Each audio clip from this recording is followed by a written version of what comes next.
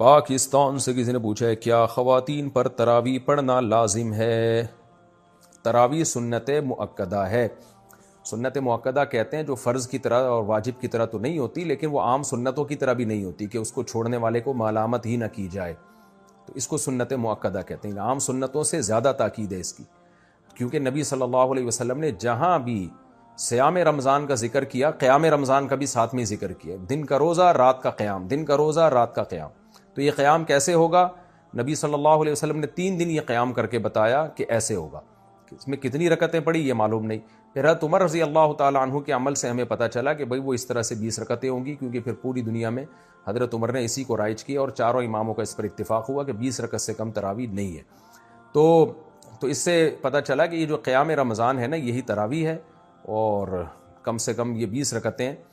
تو اس لیے، اور یہ سنت مؤکدہ ہیں کیونکہ ان کی بہت زیادہ تاکید ہے. تو سنت مؤکدہ کا حکم یہ ہے کہ مرد ہو یا عورت دونوں کے لیے ایک ہی حکم ہے، الگ الگ نہیں ہے. ہاں، مرد بہتر ہے کہ جماعت سے پڑھیں، جماعت سے سنت مؤکدہ نہیں ہے، خوب سمجھ لیں. انفرادی طور پر بھی پڑھ سکتے ہیں مرد ہو یا عورت، لیکن جماعت سے پڑھنا افضل ہے، کیونکہ حضرت عمر نے جماعت قائم کی تھی، اور اس لیے تاکہ قرآن ختم ہو لوگوں کا. جن کو قرآن پڑھنا آتا ہے وہ جماعت کرائیں، جن کو نہیں آتا وہ قاری کے پیچھے سنیں. تو اب خواتین پہ تو مسجد کی جماعت فرض نماز بھی لازم نہیں ہے، تو تراویح کہاں سے لازم ہوگی؟ تو اس لیے خواتین بہتر ہے گھر میں تراویح پڑھیں. مسجد جانا چاہیں تو ہماری رائے تو یہی ہے کہ اس زمانے میں ان کو مسجد جانے کی بھی اجازت ہے، حدیث میں اس کی ثبوت ملتا ہے. اور تراویح میں تو ہمیں ملتا ہے کہ اسلاف اپنے عورتوں کو بھی تراویح کی نماز میں لایا کرتے تھے. تو لیکن بہرحال سنت مؤکدہ یہ ہے کہ پڑھ لیں آپ. جماعت سے پڑھنا سنت مؤکدہ نہیں ہے، گھر میں پڑھنا زیادہ افضل ہے. تو آپ گھر میں تراویح پڑھیں، 20 رکعت پڑھیں. اور سنت مؤکدہ کا حکم یہ ہے کہ کبھی کبھار چھوٹ جائے تو انشاءاللہ گناہ نہیں، کوئی حرج نہیں ہو، اس میں کوئی گناہ نہیں ملے گا. اور اگر کسی عذر سے چھوڑ دیں تو ویسے ہی کوئی حرج نہیں ہے، کیونکہ فرض واجب بہرحال نہیں ہے. بہت زیادہ تھکاوٹ ہو تو چھوڑی جا سکتی ہے، اور کبھی تھکاوٹ نہ بھی ہو تو کبھی ویسے ہی بھی چھوڑی جا سکتی ہے، لیکن کنٹینیو چھوڑنے کی عادت نہ بنائیں. لیکن ویسے ایک جنرل نالج کے لیے بتا دوں، جو پڑھتے ہیں پراپر پڑھتے ہیں، جو نہیں پڑھتے پھر وہ چھوڑتے ہی ہیں. یہ تراویح ایسی چیز نہیں ہے 2 دن پڑھ لی 1 دن چھوڑ دی. تو جو ایسے کرتا ہے وہ پھر چھوڑا ہی رکھتا ہے. تو جو پڑھتے ہیں وہ کنٹینیو پڑھتے ہیں. تو نبی صلی اللہ علیہ وسلم نے جب بہت زیادہ تراویح کی فضیلت بیان کی ہے، قیام رمضان کی فضیلت بیان کی ہے، جس کو بعد میں اسلاف نے نام تراویح کا دیا، تو آپ کو چاہیے کہ اس سے قطع نظر کہ یہ سنت مؤکدہ ہے یا غیر مؤکدہ، آپ یہ فضیلت حاصل کریں. کیونکہ شاعر نے کہا ہے تمتع من شمیم عرار نجد فما بعد العشیۃ من عراری، کہ ایک خوشبو ہوتی ہے جیسے رات کی رانی کی خوشبو، یہ رات کے بعد ختم ہو جائے گی. تو تراویح کی فضیلت بھی رمضان کے بعد ختم. اس بحث میں پڑھے بغیر کہ سنت مؤکدہ ہے یا غیر مؤکدہ ہے، واجب ہے یا نہیں، اس بحث میں پڑھے بغیر آپ کنٹینیو پڑھ لیں، کیونکہ ثواب بہت ہے اس کا. اور یہ عید کا چاند نظر آتے ہی آپ کے پاس یہ آپشن ختم ہو جائے گا. لیکن حکم یہی ہے کہ سنت مؤکدہ ہے.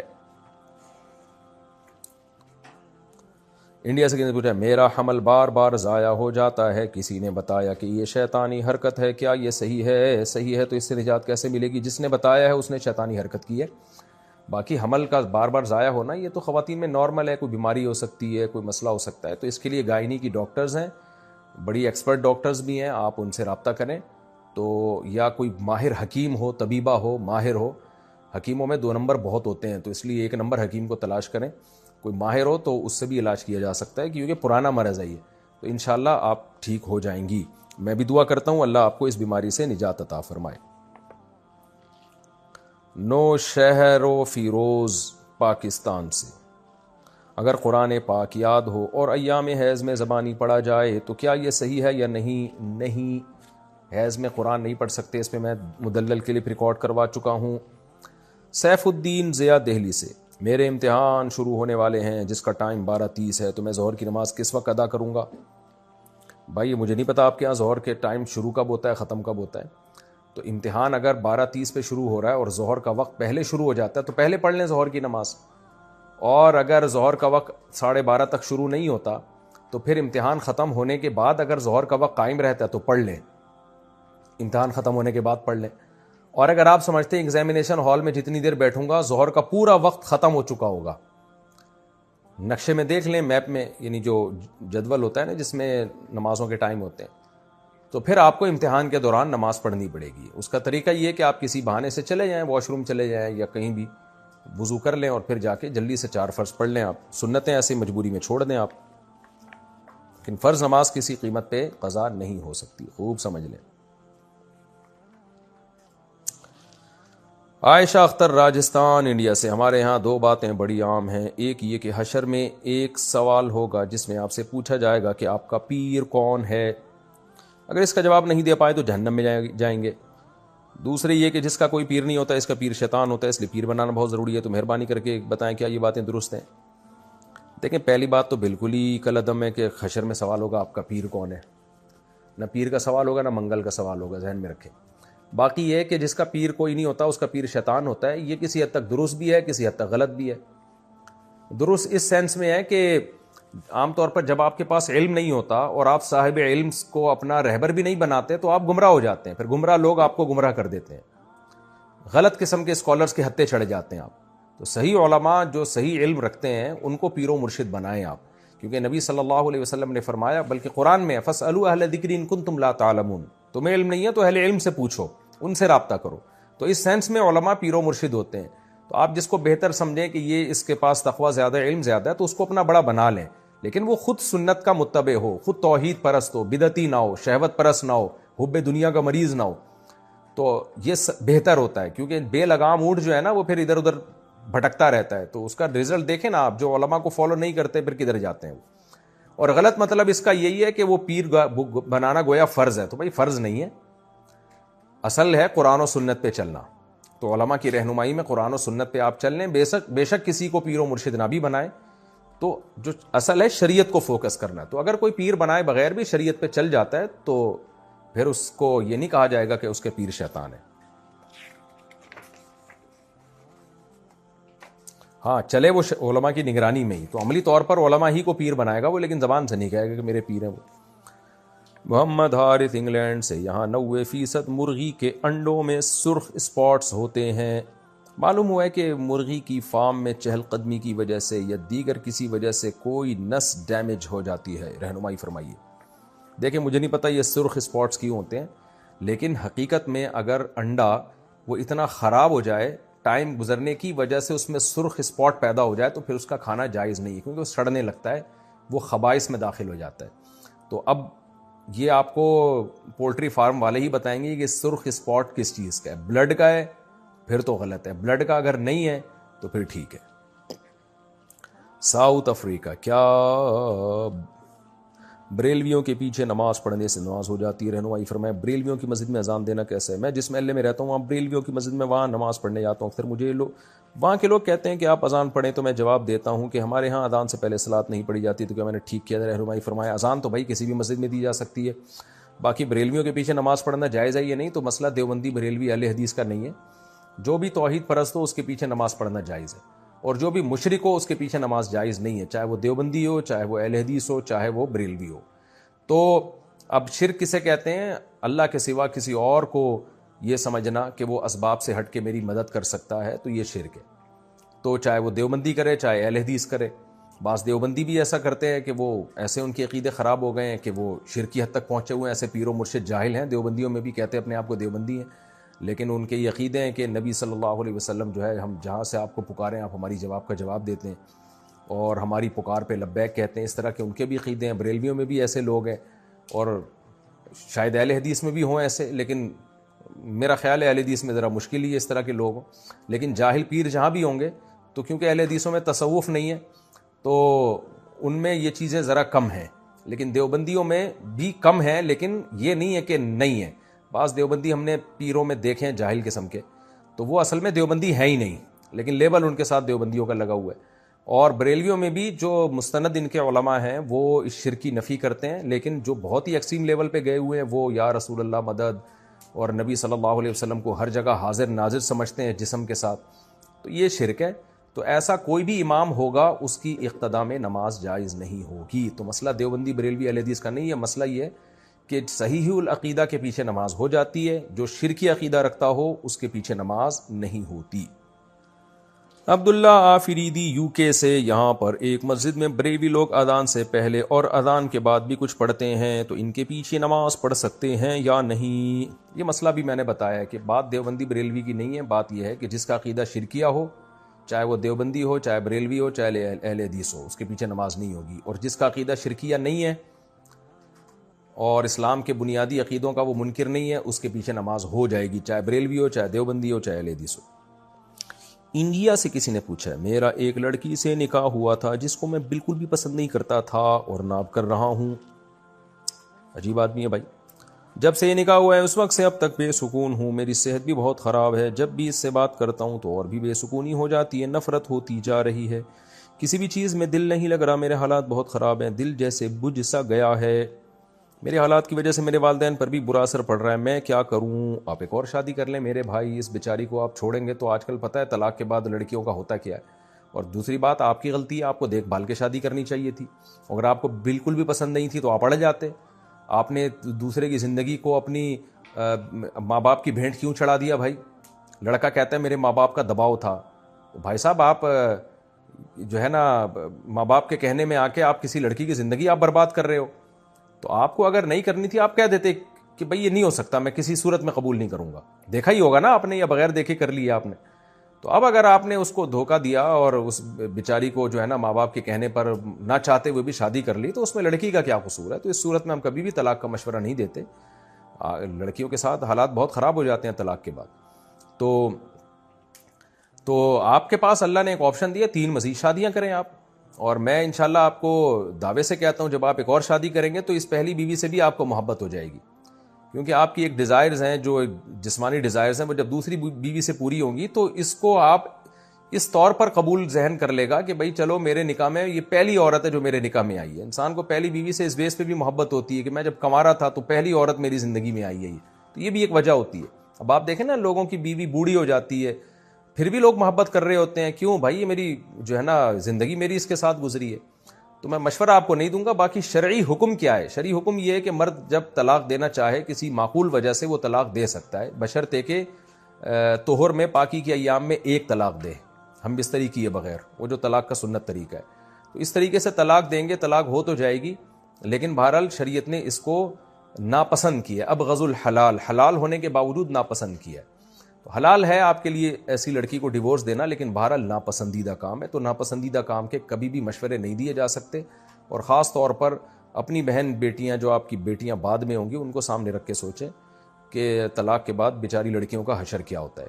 تو اس لیے آپ ان کو اتنا زیادہ بوجھ دل پہ نہ لیں، ایک اور شادی کریں، اور اس کے ساتھ جو ہے انشاءاللہ اس کے بعد آپ کے دل میں اللہ اس کی محبت بھی انشاءاللہ ڈال دے گا۔ انڈیا سے کسی نے پوچھا ہے، رمضان میں نفلی عبادت کرنا افضل ہے؟ نفلی عبادت کہاں کرنا افضل ہے؟ گھر میں کرنی چاہیے یا مسجد میں؟ تمام تر نفلی عبادتیں گھر میں کرنا ہی افضل ہیں۔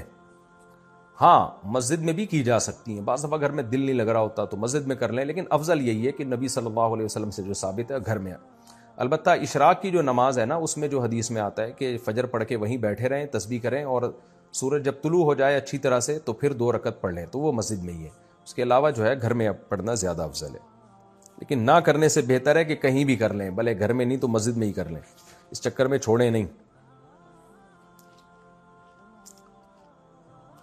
انڈیا سے سعودی عرب سے کسی نے پوچھا ہے، خواتین کے لیے تبلیغی جماعت میں جانے کے بارے میں کیا حکم ہے؟ رہنمائی فرمائیں۔ ایک ہی راستہ خواتین کے لیے ڈھنگ کا رہ گیا ہے، جہاں وہ پردہ سیکھتی ہیں، جہاں وہ حیا سیکھتی ہیں، اس کے بارے میں بھی حکم پوچھ رہے ہیں۔ میں تو کہہ رہا ہوں یہ حکم میں اپنی بیویوں کو لے جایا کرو تبلیغ میں، میرے بھائی بہت فائدہ ہوگا۔ جن لوگوں نے اپنی عورتوں کو تبلیغ میں لے کر گئے ان کے گھروں میں معمولات زندہ ہو گئے ہیں، تسبیحات، تلاوت کی پابندی ہو گئی ہے، تو لے جایا کریں۔ انڈیا سے کسی نے پوچھا ہے، کسی نے بینک میں 1 لاکھ روپے جمع کیے اور ان پیسوں پر بینک نے اس شخص کو بیاج یعنی سود دیا، ان بیاج کے پیسوں کا وہ شخص کیا کرے گا؟ اس کی وضاحت کریں۔ غلط کام کیا اس نے، بینک میں کیوں سودی بینک میں رکھے؟ بہرحال اب رکھ لیے تو جو سود ملا ہے اس کو لے لے اور ثواب کی نیت کے بغیر صدقہ کر دے۔ عرفان صاحب ہندوستان سے پوچھتے ہیں، ہم 6 بہن بھائی ہیں اور 2 بھائی اور 4 بہنیں، الحمدللہ میری ماں اور باپ ٹھیک ہیں اور میرے ساتھ رہ رہے ہیں۔ میرے والد کے پاس 3 جائیدادیں تھیں جن میں انہوں نے میری بہنوں کی شادیوں کے لیے 2 جائیدادیں بیچی تھیں، اور ان کی شادی میں انہوں نے انہیں سونا اور پیسہ اور دیگر گھریلو ضروریات جیسی قیمتی چیزیں دے دی تھیں، اور میرے والد نے انہیں بتایا تھا کہ میں نے آپ کی خاطر کروڑوں کی 2 جائیدادیں بیچی ہیں، آپ کو پیسے اور سونا دیا ہے اور آپ کی شادیاں اچھے طریقے سے کی، باقی جائیداد ان 2 بیٹوں کی ہوگی جو میں اور میرا بھائی ہیں، اور وہ بھی اس وقت اس پر راضی ہو گئے تھے۔ اب اتنے سال گزر چکے کہ میری بہنیں اس پراپرٹی میں حصہ مانگ رہی ہیں جو میری اور میرے بڑے بھائی کی ہے. میرے والد اور والدہ اب بھی ایک ہی فیصلے پر ہیں کہ باقی ماندہ جائیداد مجھے اور میرے بھائی کو تقسیم کر دیں. الحمدللہ ہماری بہنوں کی اچھی جائیدادیں ہیں، لیکن پھر بھی وہ اس جائیداد میں حصہ کا مطالبہ کر رہی ہیں جو میرے والد نے میرے اور میرے بھائی کے لیے رکھی ہے. جو رقم اور سونا میرے والد میری بہنوں کو ان کی شادی میں میرے والد نے دیا تھا وہ اس حصے کے مقابلے میں بہت زیادہ قیمتی ہے وہ جو جائیدادیں مانگ رہی ہیں. میں صرف یہ واضح کرنا چاہتا ہوں کہ کیا میں یہ جائیداد اپنے والد اور والدہ سے لے سکتا ہوں؟ کیا اسلام میں اس جائیداد کو قبول کرنا قانونی ہوگا؟ براہ کرم مجھے مشورہ دیں، مسئلہ بتائیں. دیکھو ابھی آپ کے والد صاحب زندہ ہیں تو اس میں نہ بہنوں کا حق ہے نہ آپ کا حق ہے، لیکن آپ کے ابا نے جب کروڑوں کی جائیدادیں یا کروڑوں روپے بیٹیوں کو دے دیے تو اب ابا کو چاہیے کہ اتنا ہی پیسے بیٹوں کو بھی دیں. یہ کہنا کہ جائیداد میں بیٹیوں کا حصہ نہیں ہے یہ غلط ہے، کیونکہ ابا کے انتقال کے بعد جتنا ابا کا مال ہوگا دوبارہ سے اس میں پوری وراثت تقسیم ہوگی اور بہنوں کو بھی پورا حصہ ملے گا. تو اب اس کا یہی حل ہے کہ ابا چونکہ ابھی زندہ ہے تو زندگی میں یہ کام کر لیں کہ جب بہنوں کو دے دیا ہے تو پھر بیٹوں کو بھی ان کا حصہ زندگی میں دے کے ہینڈ اوور کر دیں. یہ کہنا کافی نہیں ہے کہ میرے مرنے کے بعد بیٹیوں کا حصہ نہیں ہے، نہ، ابا کا انتقال ہوگا تو مرنے کے بعد دوبارہ بیٹیوں کا حصہ ملے گا، کیونکہ وراثت مرنے کے بعد اس کا حق ثابت ہوتا ہے. تو جو حق ثابت ابھی ہوا ہی نہیں ابا وہ اس سے دستبردار کر ہی نہیں سکتے. تو اس لیے ابھی سے ابا بیٹوں کو دے کے ہینڈ اوور کر دیں گے تو ٹھیک ہو جائے گا، نہیں کریں گے تو اس جائیداد میں بیٹیوں کا پورا حصہ ہوگا. وحید احمد ضلع مستونگ بلوچستان سے. مفتی صاحب میرا سوال یہ ہے کہ کیا خرگوش حلال ہے یا نہیں؟ اکثر لوگ کہتے ہیں کہ حرام ہے. غلط کہتے ہیں بھائی، خرگوش حلال ہے، اس کی حلت حدیث سے ثابت ہے. خرگوش اصل میں شاید حرام اس لیے کہتے ہیں، خر کہتے ہیں گدھے کو عربی میں، اور گوش کان کو کہتے ہیں. تو گدھے جیسے اس کے کان ہوتے ہیں نا، تو شاید اس وجہ سے لوگ سمجھتے ہیں کہ یہ گدھے کے حکم میں ہے. تو لوگوں کو بتا دیا جائے کہ یہ گدھے جیسا کان ہے، خالی ہے، خود گدھا نہیں ہے یہ. تو کان نہ کھائیں آپ، باقی باڈی کھا لیں آپ. تو باقی خرگوش حلال ہے، صحیح حدیث سے یہ بات ثابت ہے اور اجماع امت سے ثابت ہے، کھا سکتے ہیں. پاکستان سے کسی نے پوچھا ہے فرض نماز میں پڑھے جانے والے نفل کھڑے ہو کر پڑھنے چاہیے یا بیٹھ کر؟ کھڑے ہو کر پڑھنے چاہیے نوافل فرض نماز کے بعد، یا کبھی بھی جب نفل پڑھتے ہیں تو کھڑے ہو کر پڑھنے میں ڈبل ثواب ہے، بیٹھ کے پڑھنے میں آدھا ثواب ہے. عرفان صاحب ہندوستان سے پوچھتے ہیں ہم 6 بھائی بہن ہیں، 2 بھائی اور 4 بہنیں. اچھا یہ تو ہو گیا مسئلہ. شہباز احمد بہار انڈیا سے. کیا بنا توبہ کے قضا نماز ہو جائے گی؟ کافی بار میں جان بوجھ کر نماز چھوڑ دیتا ہوں، پھر جب وقت ملتا ہے تو اس کی قضا پڑھ لیتا ہوں، جبکہ میں توبہ نہیں کرتا اور دل میں نیت بھی نہیں ہوتی کہ آئندہ نہیں چھوڑوں گا. تو کیا ایسے میں میری نماز ہو جائے گی؟ قضا کرنا نماز کا سب سے بڑا گناہ ہے، چھوٹا گناہ نہیں ہے. تو یہ ہلکی بات نہیں ہے جو آپ نے لکھ دی کہ میں نماز قضا کر دیتا ہوں. تو بھائی آپ نماز اللہ نہ کرے قضا ہو جائے سچی توبہ بھی کریں اور پھر اپنے اوپر کوئی سزا بھی رکھیں، کوئی کفارہ دیں، جرمانہ دیں اپنے اوپر، تاکہ نماز قضا ہونے سے اپنے آپ کو بچائیں. کھانا چھوڑ دیں ایک ٹائم کا جب جو نماز آپ سے چھوٹتی ہے. تو توبہ کرنے سے باقی یہ کہ گناہ معاف ہوتا ہے اور آئندہ آپ دوبارہ سے پھر عزم کریں نماز پڑھنے کا، لیکن یہ چھوٹا گناہ نہیں ہے، یہ ذہن میں رکھیں.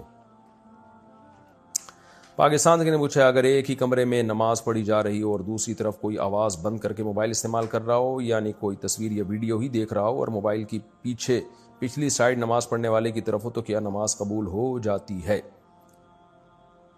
پتہ نہیں کیا پوچھا ہے. ایک کمرے میں نماز پڑھی جا رہی ہے اور دوسری طرف کوئی آواز بند کر کے موبائل استعمال کر رہا ہو، ہاں تو نماز آپ کی ہو جائے گی. وہ پیچھے بیٹھا ہوا ہے جو مرضی کر رہا ہے، آپ کا اس سے کیا لینا دینا. پاکستان سے پوچھا کیا صدقے کے پیسوں کو سر کے اوپر سے وار کر دینا جائز ہے؟ ہمارے ہاں نئی دلہن جب گھر آتی ہے تو صدقے کے پیسوں کو یا مرغی کو اس کے اوپر سے وارا جاتا ہے، کیا یہ صحیح ہے؟ جہالت والی بات ہے، یہ نہیں کرنا چاہیے. وہ ایک یوٹیوب پہ میں نے کلپ بھی دیکھا تھا، مرغی کو اوپر سے گزارا، اس نے بیٹ کر دی. تو اور پھر مرغیاں ذبح کر کے صدقہ کرنا یہ بھی عجیب سی چیز ہے. لوگ سمجھتے ہیں خون بہنے سے بلائیں ٹلتی ہیں. تو جس غریب کو دینا ہے تو مرغی کی قیمت ہی دے دو اس کو، آپ وہ جو چاہے گا خرید لے گا. تو یہ دلہن کے اوپر سے نہیں گھمائیں، بس ویسی صدقہ کر دیں اور پیسے صدقہ کیا کریں، مرغیاں نہ گھمایا کریں. مسیح الرحمان حیدرآباد انڈیا سے. سعودیہ میں رہتا ہوں، فیملی کے ساتھ اس سال حج کرنے کا ارادہ ہے، مگر میرے والدین جو کہ انڈیا میں رہتے ہیں انہوں نے اب تک حج نہیں کیا. کیا والدین کو حج کرائے بغیر میں اپنی بیوی کو حج پر لے جا سکتا ہوں، اس کے بارے میں کیا حکم ہے؟ اگر آپ پر حج فرض ہو چکا ہے تو آپ پہلے حج کر لیں، اگر ماں باپ پہ حج فرض تھا تو پھر ان کو کرا دیں آپ، لیکن اگر ان پہ حج فرض نہیں ہے، آپ پہ ہے، تو پھر آپ پہلے کر لیں، ماں باپ کو پھر بعد میں کرا دیے گا۔ اور اگر یہ بات ہے کہ آپ پہ حج فرض ہے اور آپ بالکل ینگ ہیں اور ماں باپ اتنے بوڑھے ہو چکے ہیں کہ آپ کو خطرہ ہے کہ اگلے سال ان میں ہمت نہیں رہے گی، تو پھر ڈیلے کرنے میں بھی کوئی حرج نہیں ہے، پھر ماں باپ کو پہلے کرا دیں اور اگلے سال پھر آپ کر لیے۔